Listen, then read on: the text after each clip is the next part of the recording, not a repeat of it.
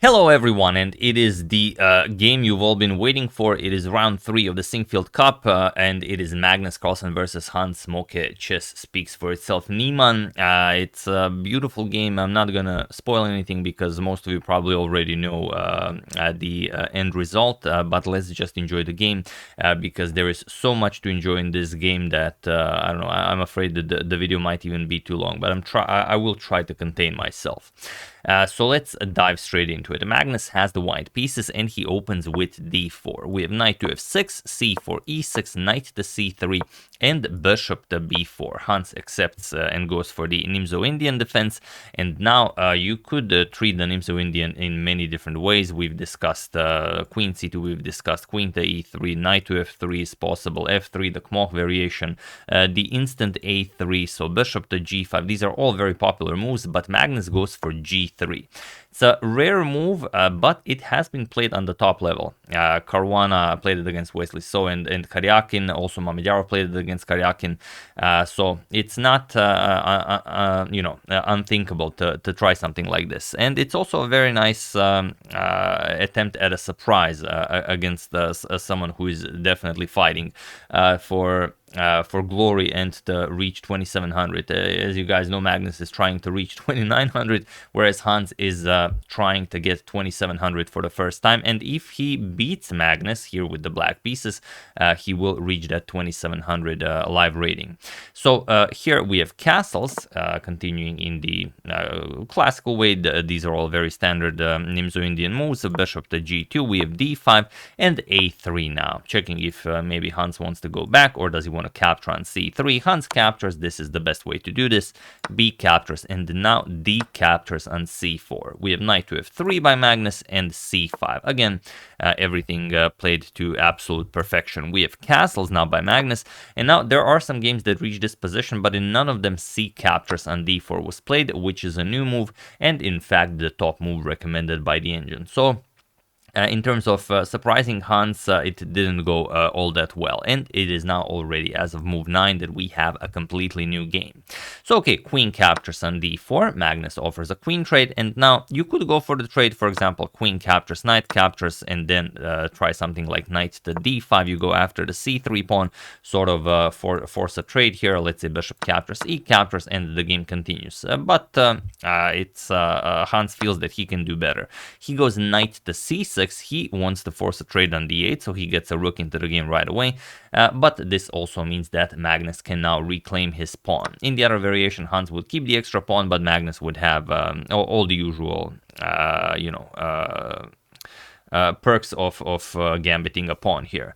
So here we have e5, and now bishop to g5 by Magnus, pinning the knight. We have h6, and now rook f to d1. And here again, Hans really has to figure out how to go about this, and moving the queen is not the way to go. If you move the queen, let's say queen e7, then Magnus can just trade, already winning a tempo, captures, knight to d2, now the knight is coming to e4, and it will be a great position for him. So Hans plays the best move possible, and that is bishop to e6. He offers a queen trade, and this is now a queen trade Magnus cannot decline, as his bishop is hanging and also the queen is hanging. So here rook captures on d8, we have bishop captures on c4, rook captures on a8, rook captures, and now bishop captures on f6, ruining Hans's pawn structure, captures, and now as the e2 pawn is hanging, king to f1.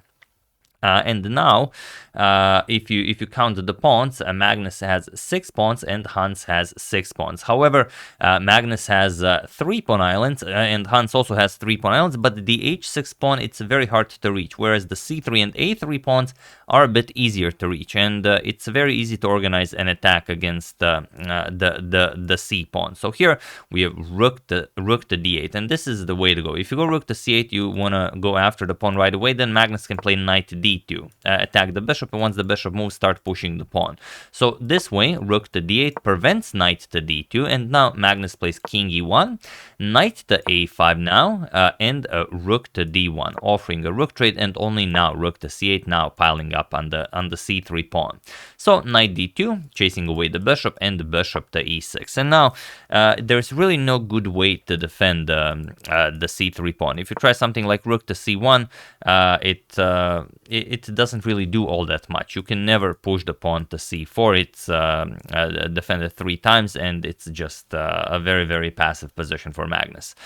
So instead, Magnus goes for c4. He offers this pawn, and then he will get some counterplay. He will get something like rook to d8. He might go after the queenside pawns. He might organize an attack against the f7 pawn. This is definitely the way to go. So bishop captures on c4. Hans grabs the pawn. Knight captures, rook captures, and now rook to d8 with check. King g7, and now bishop to d5, attacking the rook and also putting pressure on f7. So if Magnus can get rook to d7 in, he would win back his pawn and probably get a better position. So rook to c7, this is a move you have to play. And now rook to a8, going after the a7 pawn. And here, pawn to a6 by Hans. The situation on the clock is 29 minutes for Magnus and 49 minutes for Hans. So it's not like Magnus surprised Hans and now Hans is burning time. It's actually Magnus who tried to surprise Hans, didn't surprise him, and now it's Magnus who is burning time trying to get back into the game. So rook to b8, and now we have pawn to f5, and this is another top move by Hans. Problem is if you go b5, then again rook a8 puts pressure on a6, and you've just created a weakness. So f5 is the way to go, especially because you want to play rook to c5. If you don't play f5, you play just rook to c5, then e4 is very strong. f5 prevents the pawn from being pushed to e4. So f5, we have rook to e8 now by Magnus, going after the e5 pawn, and now just pawn to e4. And here it's definitely a good question. How can Magnus continue playing this? There's nothing to attack, there's nothing to put pressure to. It's best to just sit and wait, but that also means that Hans will be able to just start improving the position of his king, especially if the rook moves, then even king e5 and so on. So Magnus plays g4. Now it kind of does look like he wants to break out of those pawns and then pick up the e4 pawn, but it doesn't work. Hans will simply Hans will simply undouble his pawns, and here he goes rook to c5. This is the way to go.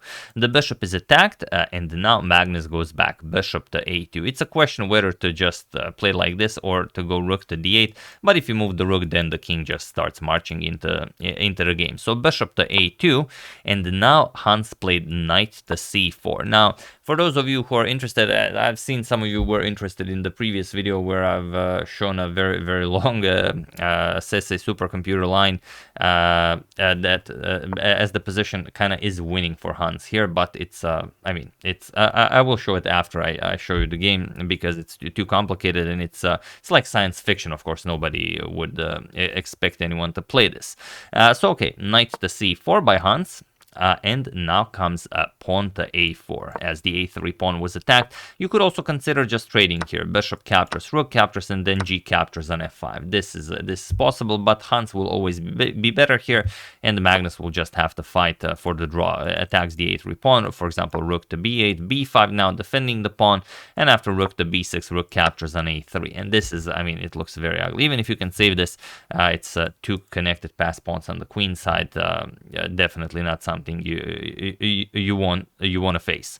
So instead, after knight to c4, we have a4, just defending the pawn like this, and now comes knight to d6. And here Magnus goes rook to e7. The rook is attacked, and if you go rook to d8, it would be a fiasco. If Magnus played rook to d8, then Hans has this beautiful e3 move, and it resigns for Magnus. Problem is, if you capture the knight, there's the spectacular rook to c1 with check, and now there is no move as the king cannot go up the board. So rook to d1 has to be played, and now just captures, and e captures on f2, and you get a queen next move. The king cannot go to e1, and it doesn't matter even if after e3 you don't capture the knight. It's gonna be just a winning endgame for Hans, because if you capture on e3, then knight e4, you've freed up this square. There's no kicking away the knight. These two squares are covered, and now after king to f1, rook to c1 check, king to g2, now rook to c2, attacks the bishop, attacks the e2 pawn, and after bishop to d5 you just trade. Rook captures on e2 check, king to f1, rook to f2 with check, king to e1. Seems like a bad idea because well, it seems like the knight can be captured and then the rook will hang, but just rook captures on h2. And after, let's say, bishop captures on b7, knight c5 now attacks the bishop, defends the pawn, bishop back to f3, there's f captures on g4, bishop captures, and now rook to a2. Going after the pawn, there's no defending this pawn, bishop d1, knight captures on a4, and Hans would be up 2 pawns in a winning endgame. So that's the problem if Magnus goes rook to d8. So here rook to e7 by Magnus, and now Hans plays f captures on g4. And now the position is so complicated that there are other moves that you of course can play, and I will show you one such idea, and that is rook to c2. You first put pressure on the bishop, and it doesn't matter where the bishop moves. If bishop b3, you attack it again, and if the bishop moves back, now you play f captures on g4. But now it's a little bit different with the rook being on c3. For example, if rook d7 goes after the knight, you just play knight c4. And how are you stopping all of the threats here? For example, if bishop captures on c4, rook c1 check, king d2, rook captures on c4, and after rook captures on b7, just rook captures on a4. Again, leaves you with a 2-pawn advantage. You can just push the king, push f5, h5, h4, and it's just game over. Also, you have a passed a pawn. So rook c2 might be a little improvement, but okay, f captures on g4 also works. And now Magnus plays rook to d7. And this pretty much gives us the same position as the one that we've discussed, but not exactly the same. Here, Hans does find e3, he pushes it, and now Magnus, of course, knows that capturing the knight is impossible because of rook to c1 check. We've already shown that line. So f captures on e3, and now knight to e4. And here we have king to f1 by Magnus. The problem is, even if you capture on f7, it doesn't do all that much. It will only get in your way. If rook captures, king g6, and now king f1, because of course you don't want to get checkmated, the knight covers d2 and f2. So king to f1, rook to c1 with check, king g2, and now rook c2, like in the other line, attacking the bishop and the e2 pawn, bishop d5, rook captures on e2, king g1, and now knight to c3. Attacking the bishop, and there's it really doesn't matter what you do here. If bishop to b3, defending the a4 pawn, you just go b5, and for example captures. If rook to e7, just h5, and you slowly push and win the game. So that's how you do it. So Magnus decides to go for king to f1, and now Magnus is down to 8 minutes on the clock. Hans has 20 minutes on the clock, and there are still 6 more moves to be made for time control to be reached.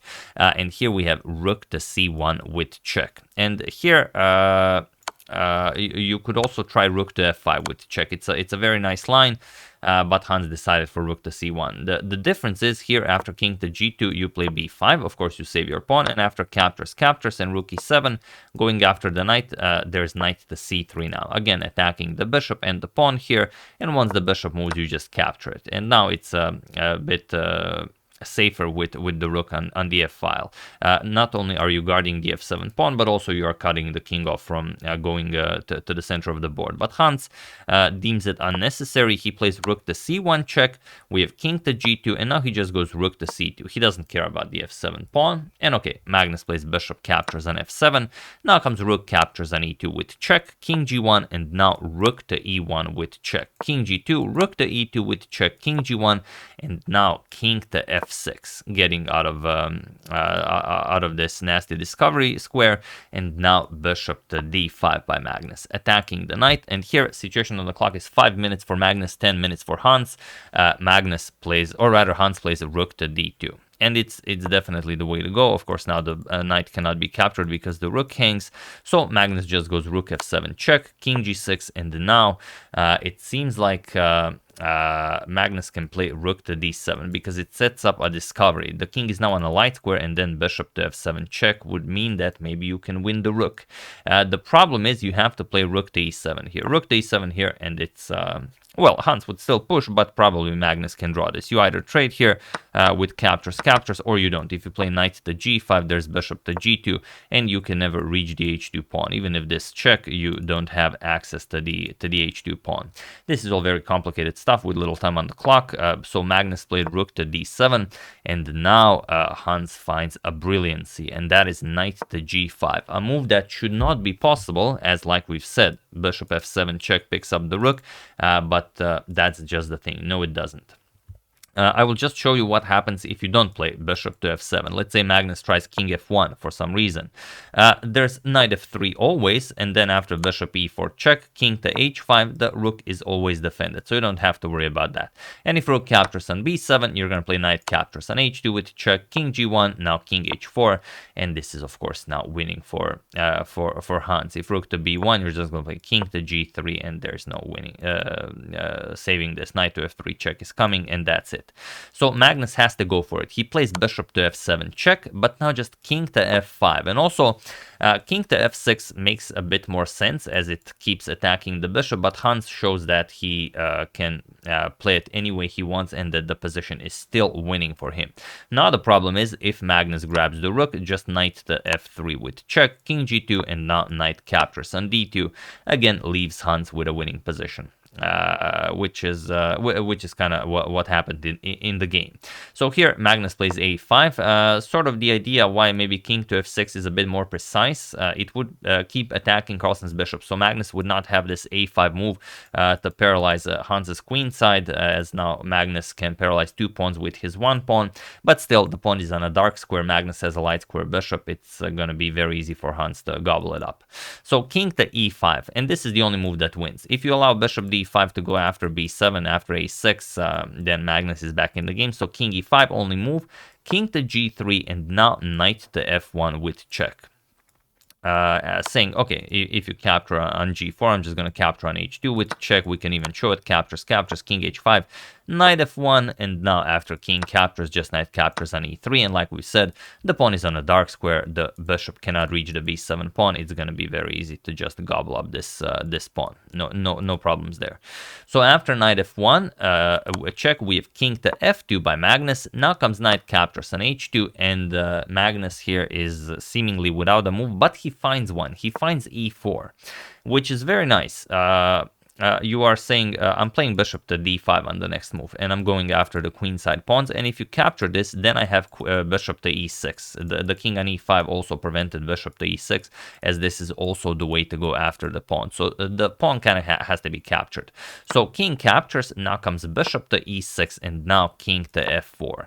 We have bishop to c8. Magnus will now gobble up the queenside pawns, but the problem is knight to f3. Hans calculates precisely that he will be able to grab the a5 pawn before the a5 pawn touches a light square. So bishop captures on b7, and now knight to e5. And this is crucial. If you push g3, it's just a draw. King g2, and there's no more way for you to actually win this. For example, knight e2, bishop captures on a6, and this will now be a draw. If you go knight to b3, just bishop to b7, knight captures here. Okay, it's perfectly fine, but there's bishop d5, and the knight is now paralyzed. That's the problem. So now the king will have to go after the bishop, but then you have all the time in the world to give up your bishop for the 2 pawns, and this would be a draw. So it would be a very fun draw and a smart draw, but Hans says nope, knight to e5.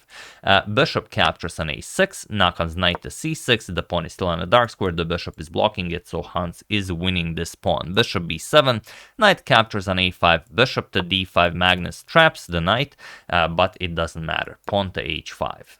And now if you just waste a move, king g5, of course king e5 kicks away the bishop, and then the knight can come back into the game.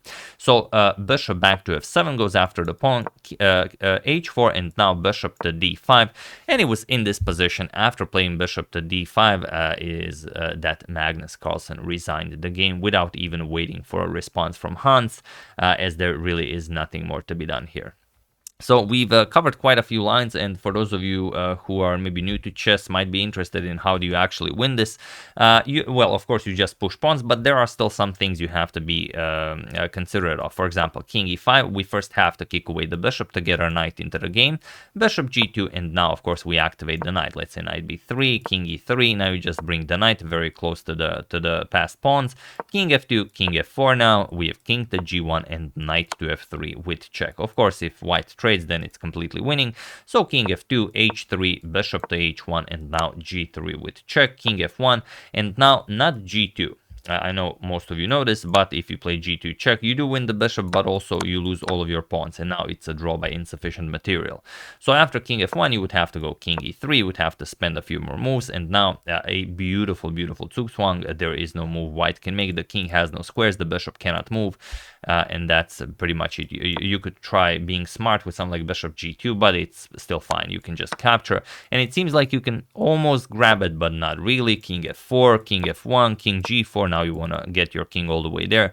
King g2, and now knight to h2. We have king g1, king to f3, and now king to h1. Again, trying to do something, but knight to f1, king g1, knight e3, king to h1, and now finally g2 with check. This is how you do it. King g1, king to e2 now, king h2, and king f2, and finally you control the g1 square, and that's it. King h3, g1 queen, king h4, and queen g4 checkmate. So of course this is all very, very elementary stuff, and I know all of you know this, but in case some of you were wondering, that's how you win this endgame. So really, really remarkable stuff by Hans Niemann. This also means that Magnus is a few steps behind from reaching his goal of hitting that 2900 classical rating, but Hans hits 2700 for the first time in his life. Here you can have these are the only players that are above 2700 in the world as of yesterday. So only 42 players, and you can see in number 40 Hans Niemann with 2702.3, which is incredible, especially if you've hit 2700 by beating Magnus Carlsen. You know that 2700 is definitely not your plateau, and he joins the other youngsters. You can see that Erigaisi is in number 22, Gukesh number 24. There also Abdusattorov broke into number 30. There's Dak in number 35. So the youngsters are definitely overtaking the standings, and it's okay. It's questionable how the world top 2700 list would look like if, for example, there was no COVID. If you know the players didn't lose like a year and a half, 2 years of playing actual classical events. I think the world top list would look much different, and that younger players would be having a say in this, definitely. And also here are the standings after round 3. So Hans Niemann takes the lead by beating Magnus Carlsen. He's now in sole lead with 2.5 points, followed by Wesley So with 2 points, followed by Magnus Carlsen, Yanni Pomnish, and Alireza Firuja with 1.5, and Maxim Vachier-Lagrave and Linier Dominguez with 1.5, and with 1 point still Levon Aronian, Fabiano Caruana, and Shahriar Mamedyarov. So really awesome stuff here. And also this means that Magnus's undefeated streak has also been broken. Magnus has started another streak. This was his 53rd game, or rather Magnus already played 53 games without losing in classical chess, but the one that he played today, or rather yesterday, the 54th one against Hans Moke Niemann, was a loss. So now the streak has been broken. And also Tarjei Svensson posted on Twitter that this is Carlsen's first loss to a below 2700 player with the black pieces in 7 years. I think the last one that defeated Magnus with black was Anish Giri before he actually hit 2700. So this is quite an astonishing achievement. So yeah, that's the game. Hope you guys enjoyed it. Really wild stuff. Sorry it took a bit longer, but I mean, some of those lines were so crazy that I mean, covering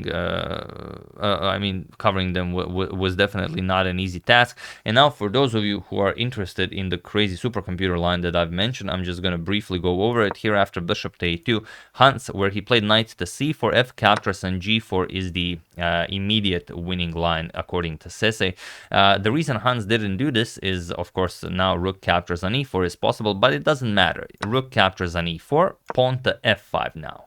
Rook to e3, as you will have to defend your a3 pawn at some point. Now comes king f6. Now the black king becomes super active. Pawn to f4, otherwise f4 is coming, so pawn to f4, knight to c4 now. Attacking the rook, rook back to b8, and now pawn to b5. We have rook to h8 going after the h6 pawn. Now king g6 defending, rook to g8 check, king to h5, rook to a8 going after the a6 pawn, now rook to c6, just nicely defending, and after rook f8 going after this pawn, king to g6. Now of course you can try checking again, king h7, rook to d8 now, and now comes pawn to h5. We have bishop to b1, putting pressure on this pawn, now knight to d6. This is how you defend it, and after king to f2, pawn to h4. Look at those pawns just marching forward, rook a8 as there's really nothing to attack, and now king g7. King to g2, now comes knight to e4, pawn to h3, and now g3. We have bishop to d3, and now knight to c3. King to f3, and now knight to d5, and here after rook to a7 check, king to f6, rook to a8, and now rook to c1. Rook captures and this rook to c1 is actually the brilliancy that you would have to see in order to even go for this, because now you have to spot a double pawn sacrifice in order to win this, which is kind of hard as this is move 48 and you would have to see it on move 29 in order to go for this. Rook to c1. Giving up the a6 pawn with check, rook captures an a6 check, king e7, and now even bishop captures an f5, but now it doesn't really matter. Rook to f1 with check, and that's the winning idea. Point is, if you go king to g2, then it's knight to e3 checkmate. I know, it's disgusting. It's disgusting to even look at this. So of course the king cannot go to g2, unfortunately for the white king, so you have to go king e4, attack the knight, and now you even give up the knight, g2, and you get a queen. So that's basically it. And if king g6, trying to of course prevent this, knight f6 check. Now the knight will no longer fall, and after king to e5, now you just play g1 queen, and that's it. Rook has to capture, rook captures, and now you are up a full rook. So I mean, okay, I've only shown this for those of you who are interested in such lines, but and usually we don't have access to them. Sese, the Norwegian supercomputer, is only operational when Magnus is playing. So for other for the games that Magnus is not playing, we do not have insight into such sorcery. So yeah, that's the game. Hope you guys enjoyed it. Big congratulations to Hans on beating the world champion this way. Truly amazing stuff. I would like to thank Gerald Watts, Wood, thanks, Paul Sertanovic, and Blitz44 Chess for your contribution to my channel. Thank you a lot. I really appreciate it. As usual, you can check 2 of my previous videos here. Thank you all for watching, and I will see you soon, continuing the coverage of this wonderful event, the Sinquefield Cup, until it finishes. So thank you all. I will see you soon, and have an excellent rest of your day.